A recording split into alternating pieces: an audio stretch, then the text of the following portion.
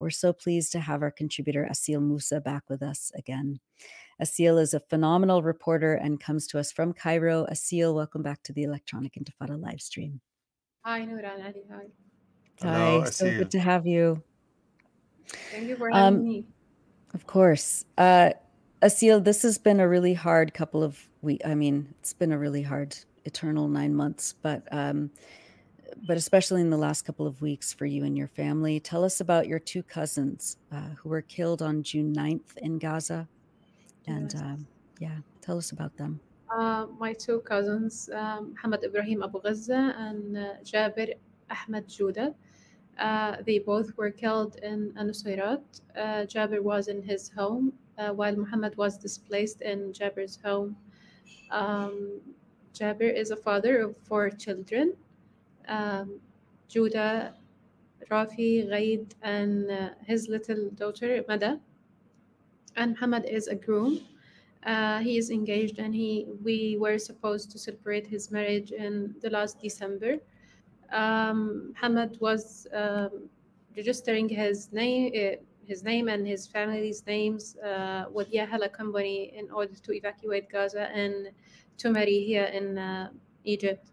But as you know, Israel just closed the Rafah crossing, and just yesterday or 2 days ago, Israel bombed the Rafah crossing. So I wonder how people will evacuate Gaza, or how they will receive food, medical supplies, or anything. Um, the loss of my two cousins was devastating to all my family members. Actually, they are my mom's nephews. Um, when I was talking to the martyrs' siblings, one of them told me, Aseel, don't mourn the loss of Jabir and Muhammad. In a month, you will mourn the loss of all of us. She means all the family members who are still in Gaza. Um, this was the most awful thing that I heard. Actually, I wanted to write about Muhammad and Jabir, but I didn't have the strength to do that, and I cannot ask Muhammad's fiancée if she can tell me about their relationship, about their dreams, about their plans. She's a surgeon, and she was working in a Shifa hospital until the Israeli occupation invaded Shifa and forced her to evacuate.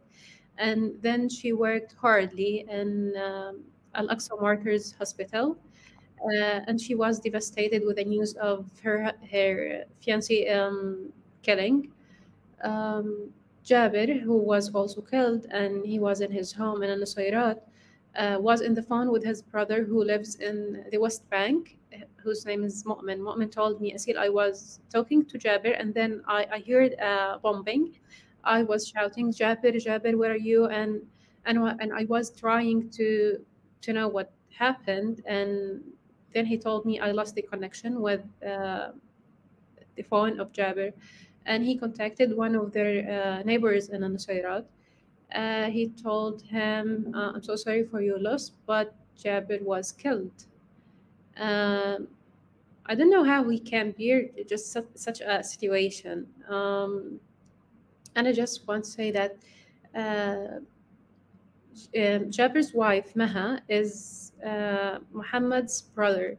That means Maha, my cousin, lost her husband and her brother in the same airstrike. I can imagine her pain.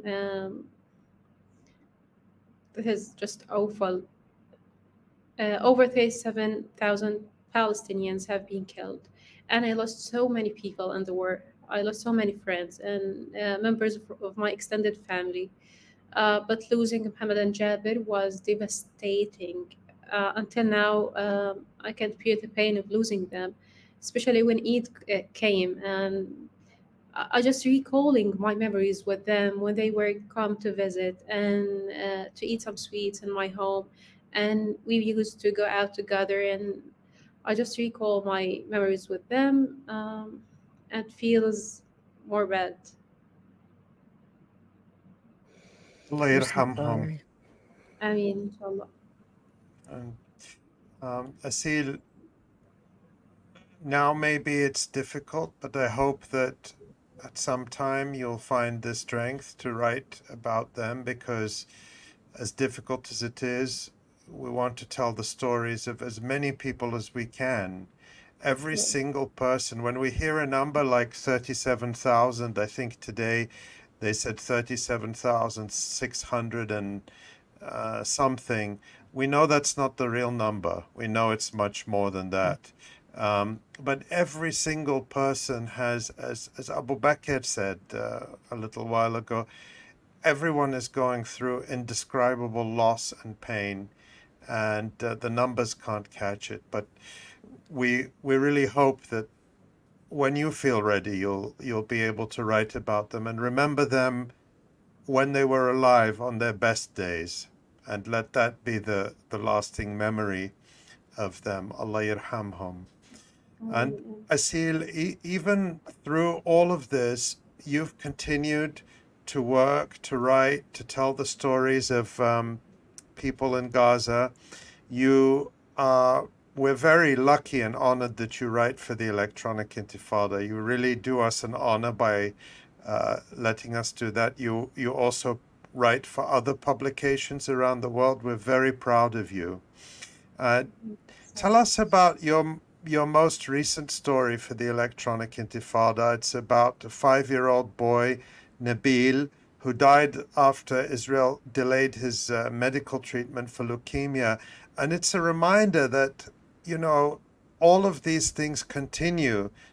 Despite the war, people don't stop having all the things that happen in life.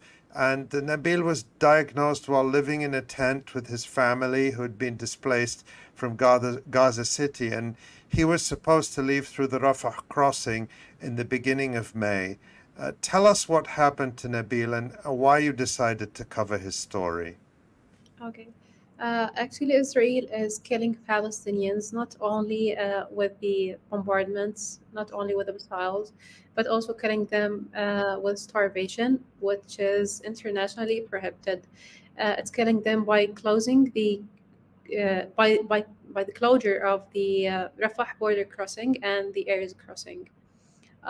We know that the healthcare system in Gaza is already collapsed after like more than 200 days of Israeli genocide. So people who need treatment can get it in Gaza because there is no enough medical supplies. There's no enough spaces in the hospitals. Maybe the majority of the hospitals on the Gaza Strip, in the north and the south, or even in the central area of the Gaza Strip, cannot operate anymore. According to Nabil, his mother is my colleague.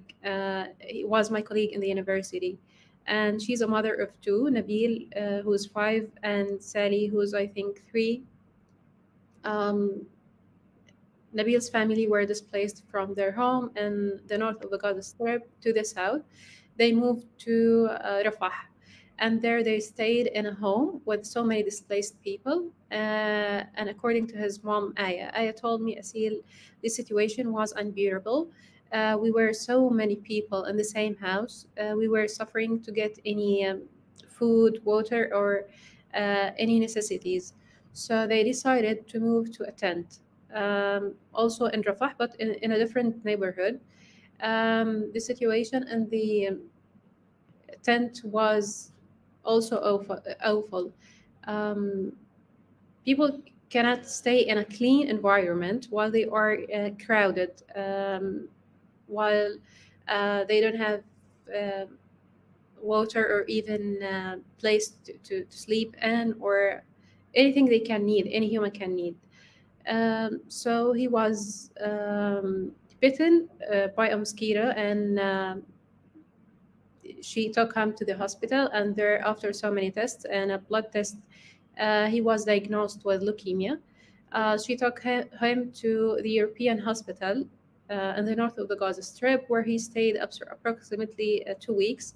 And then, with the invasion of the Rafah, which was classified as a safe area by the occupation, uh, she and her family moved again to the central Gaza Strip, specifically, sorry, in Deir al-Balah city. There, she stayed with Nabil in the Al-Aqsa Martyr Hospital for so many days, and she appealed for the media outlets and for the human rights organizations to help her and to deliver her son's message to the world in order to intervene to help her to evacuate Gaza. Even the Rafah crossing was closed already. So she got a phone call from a hospital in Jerusalem. They told her that we will bring treatment for Nabil. After that, when she traveled through Kerem Shalom crossing, which is controlled by Israel as well, she was terrified that the hospital may be targeted at any time, as we know that this war showed us that Israel is targeting intentionally the hospitals, the medical teams, the medical staffs, and ambulances. She was terrified that she may lose her life. And just to add this information, she's also pregnant. She was afraid of herself, her children, and even the baby in her womb. When she arrived there, she was told by the doctors that her son Nabil was infected with leukemia. He was diagnosed with leukemia, and his health condition is deteriorating. And after only one chemotherapy session, he was died, not killed. And this is Nabil's story. It's one of thousands of stories of the Palestinian people. I wrote this story as I know that over 10,000 Palestinians diagnosed with cancer cannot have access to treatment. Even after the genocide, even after, before the genocide and before 7th of October, cancer patients were struggling to get exit permits, to get treatment in the West Bank. So many of them were killed waiting for the exit permits to get treatment from the West Bank or the Jerusalem hospitals. But this is Israel, and this is the most moral occupation and the most moral army in the world. Aseel, it's just unimaginable. And, and as you said, before the genocide, there was 17 years of blockade of essential medications, of anesthesia, of cancer medications, medical supplies. And to think that, and now there's hardly any diagnostic tools left because Israel has destroyed the hospitals and the clinics. It's just unimaginable. What are you hearing from your sources, from your friends, from your family, medical professionals in terms of the health situation, especially in these camps for displaced people? We're hearing a lot about the spread of disease. Of course, Israel is continuing to block food, medicines, and basic supplies from entering Gaza, even though they lie and they claim that all of this aid is going in. What are you hearing about the health situation in these camps? Actually, the situation in Gaza is getting worse and worse by time. Israel blocks the entry of any assistance, food, or even medicines, or any necessities for the people on the Gaza Strip. So when I talk to my friends or my family members on the Gaza Strip, they all say we have nothing to eat. They rely on canned food. Even the medicine they need, they can't find it in the pharmacies. I was on phone with my cousins in Al-Maghazi refugee camp who were displaced to Rafah. And then they were displaced again to another home in Al-Maghazi because their home was also bombed. I was talking to them in Eid, and I was asking them about their situation and if they have food or anything to eat. They said we all rely on the canned food. We don't have even the milk for the babies. I'm not sure what violation is doesn't Israel make in Gaza. Um, it's committed all types of violations in Gaza through its genocide. And according to hospitals, when Israel bombed the house of my cousin and two of them were killed, another young girl, was wounded, and she's now in Al-Aqsa Martyr Hospital. And I managed to contact her mom. She said the situation in Al-Aqsa Martyr is indescribable. What people are on the ground, so many of them are screaming out of pain, and they can't bear their pain, and doctors can do nothing for them.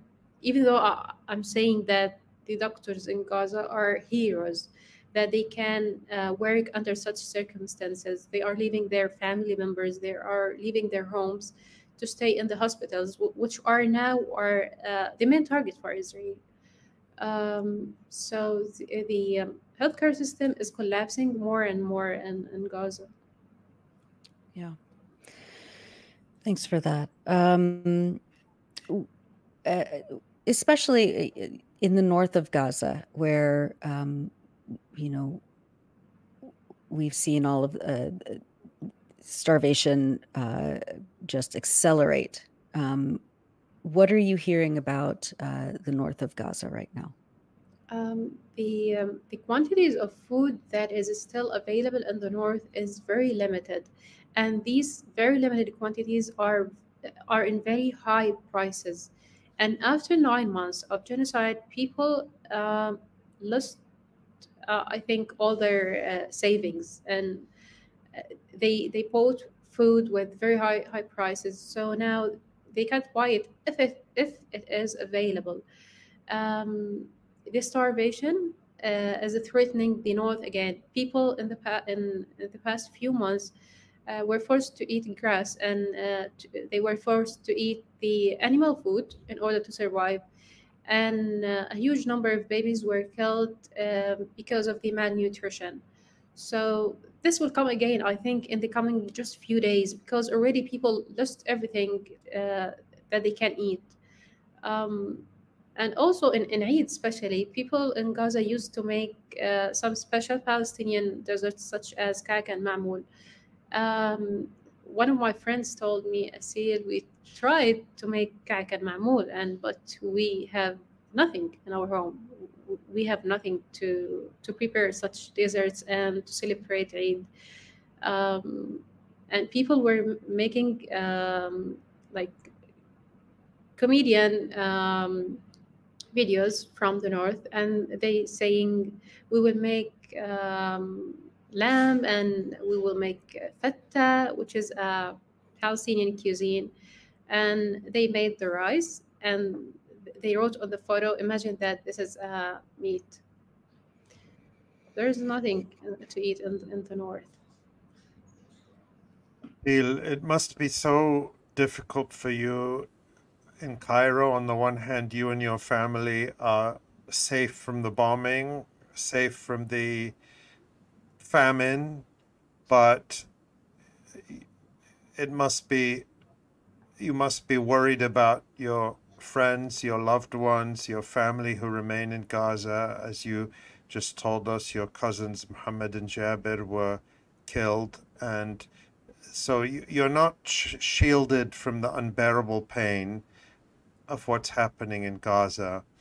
But I want to ask you, as a working journalist, as somebody who survived this genocide, who is experiencing this genocide, but you're still continuing to work, what's it like to continue covering these stories from your temporary home in Gaza? What's it like for you? What's it like on a typical day to try to do this work? And I say temporary because, inshallah, soon it will never be a, yeah, you know, my own. Alhamdulillah. Yeah, tell us about that. Working from Cairo makes me feel guilty. When I saw Abu Bakr just a few minutes or an hour ago, I felt more guilty. Just he is under bombardment. He is speaking strongly. He was telling the world that we have the right to lose the hope, because simply because the world sometimes treats Palestinians as heroes without feelings. Palestinians, yes, are heroes, and they show their resilience, and they very attached to their land and to their country. But they are people; they are human beings. They can't. Nobody in the world can bear the pain of losing beloved ones, of being under bombardment all the time for 9 months. Um, so when I saw Abu Bakr speaking about the people he meet in the hospital, the people who meet in the streets, and he's still working, I was so proud of him. I am really proud of his work and of the work of all journalists in Gaza. Here in Cairo, I work while I'm feeling safe.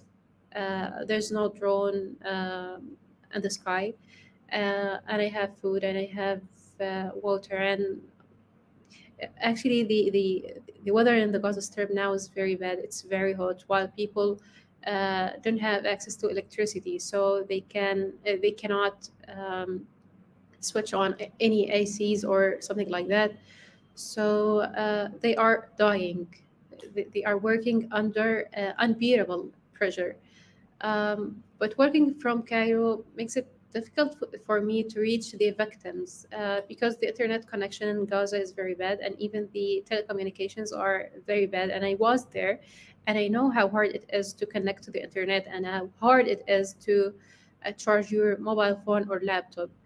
But I'm doing my best to cover as much stories as I can, to tell the world the truth, and even to make myself feel a little bit comfortable that I'm doing things to my cause and to make my beauty and to be the voice for the voiceless people in my country. And you're doing just an incredible job, Aseel. We're very proud of you. And we're proud of Abu Bakr. We're proud of all our contributors in Gaza. And you were one of them, and just until a short time ago. And I know that when you were about to leave Gaza, you told me how much you didn't want to leave, but you couldn't stay without your family who needed to leave for different reasons. And so we know that your heart is in Gaza. We know that you'll return to Gaza as soon as you can. But we're very happy that you're safe. We're very glad that you're safe and that you are doing so much to bring the truth out. And we thank you for that. I give condolence to myself by remembering myself with Rifat's, may his soul rest in peace, Dr. Rifat's poem, "If I must die, you must live to tell my story." So maybe we must live to tell the stories. We must survive. I mean, Indeed. Aseel Mousa, thank you so much for joining us again on the Electronic Intifada live stream. We would love to have you back anytime. And again, people should go to theelectronicintifada.net and read Aseel's latest. And yes, and as Ali said, we're so proud of you. Our audience is so grateful. And thank you, Aseel. Thank you so much, Noor and Ali. thank you. We'll see you soon. Thanks for watching this video. Please subscribe to our YouTube channel, hit like, leave a comment. These engagements help us with the YouTube algorithm, and it helps us to get around Silicon Valley censorship as much as possible. It does make a difference. You can also support our journalism by going to electronicintifada.net and clicking on donate now. Thank you.